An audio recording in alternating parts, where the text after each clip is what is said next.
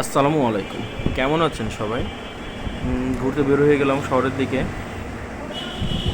কিছুদিন যাবত দেখছি অটোরিকশা বাতিলের জন্য অনেক ঝামেলা হচ্ছে ঢাকাতে, চট্টগ্রামে। তো অটোরিকশা সবাই তো অফ করার কথা বলতেছে।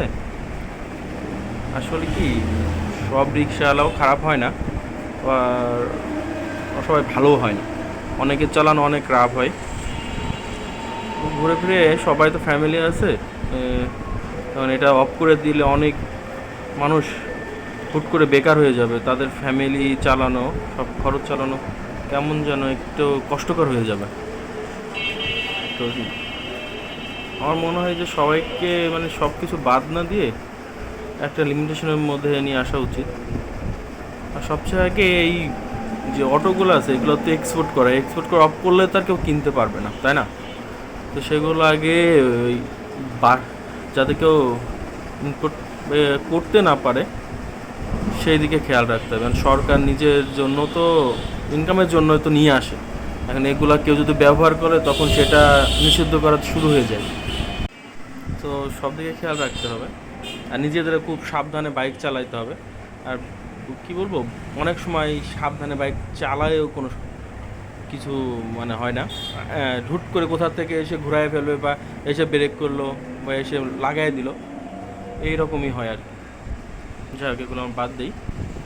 তো ওয়েদারটা অনেক ভালো ছিল। ঘুরতে ঘুরতে তো এইদিকে মজমপুরের দিকে চলে এলাম।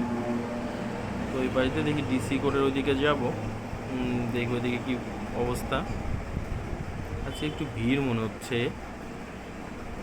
গাড়ি করে একটু বেশি, সবাই হয়তো বা ঘুরতেই বেরোইছে।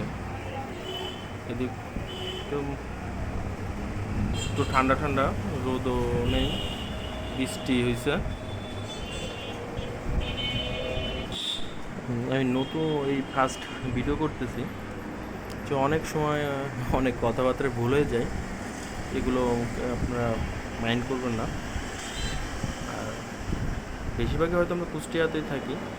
আপনারা সবাই দেখেন, যারা বাইরে থেকে দেখতেছেন অবশ্যই কুষ্টিয়া শহরগুলো কেমন লাগে অবশ্যই কমেন্টে জানাবেন।